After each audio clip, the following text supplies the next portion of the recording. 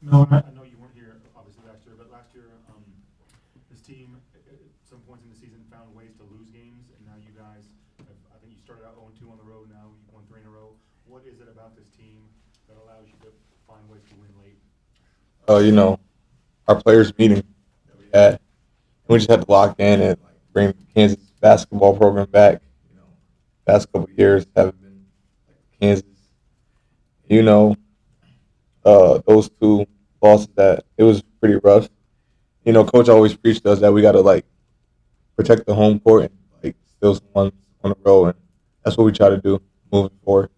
So the players only meeting was it was beneficial. Yeah, right after West Virginia game. When you look at you guys as a team over this six game Big 12 conference winning streak, just what stands out about what you guys have been able to accomplish? That we got a lot of fight in us. You know, it's a lot of time. You know, it's always gonna be a lot of time. It's gonna be like, is we gonna do the job or either we're not? You know, and then we all want to win. You know, as we win, the whole team eat. Like Coach preached, like everybody gonna get a piece of the pie if we start winning. No, kind of a weird question. I saw an interview with Darren recently, and he talked about a Michael Myers mask. Do you guys know anything about that, or is he? Oh yeah, I mean, is that yeah, is that his like in Michael Myers' world? Obviously, it's a fictional yeah, world, but he's you don't escape that. Is that kind of the way Darren plays on the court? I mean, he's a killer, I guess. yeah. Most definitely. You know, and like he's quiet. He don't say anything. He's just, you know, I would say like away games. You know, there's a song called "Walking Your Trap, Take Over Your Trap." It's like Darren walks in, don't say nothing, do his job and leave. So that's where that comes from. Melvin over here, you're locked into the game, but obviously when the crowd is always barking when you got the ball, how much do you appreciate the crowd? You know, knowing that you got that dog mentality out there when they're barking when you got the ball. I love it. You know, I appreciate it. Like I said before, we got the best fans in the country, and I didn't know until Coach Self said that on my visit. You know, I didn't believe him. You know, all coaches trying to sell a kid a dream to come to their school, but these fans is unbelievable. And with that dog mentality you have, just how much do you feel like maybe after that players meeting that some of that dog mentality permeated throughout the course of the team and led to your guys' success?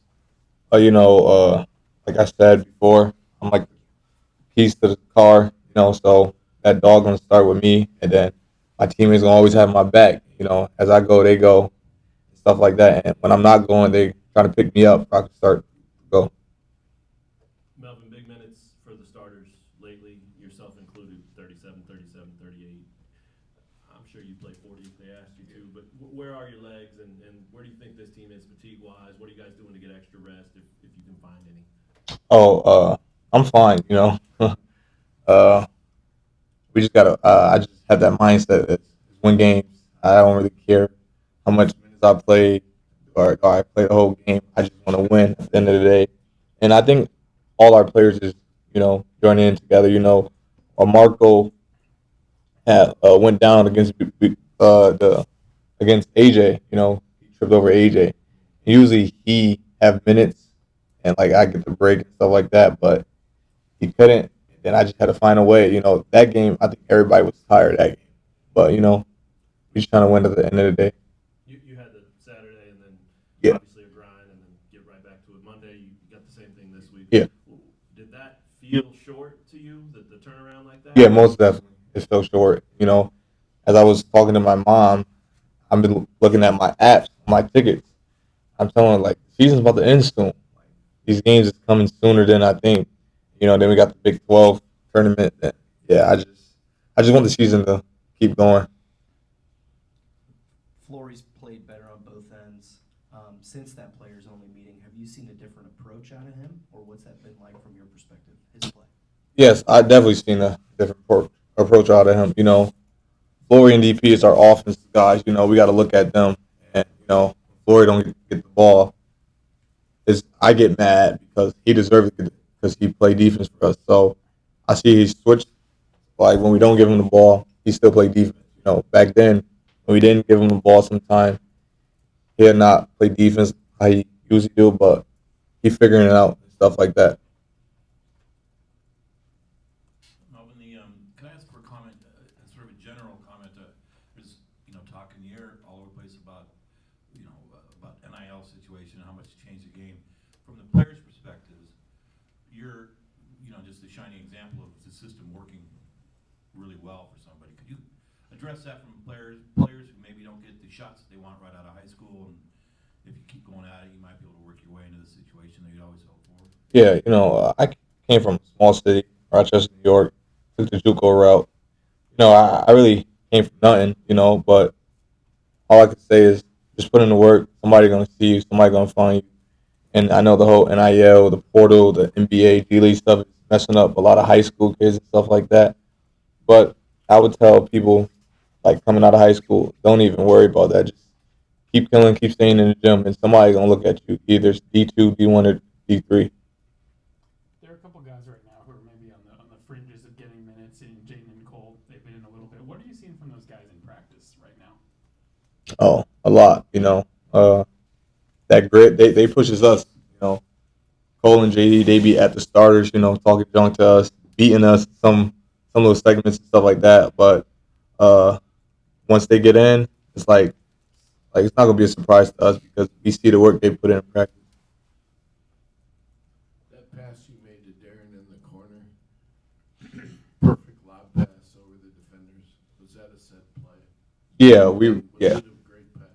yeah, we practice that play all the time. But what I could say is I'll be mad at Darren when he pump fake and shoot it. I don't know why he do that.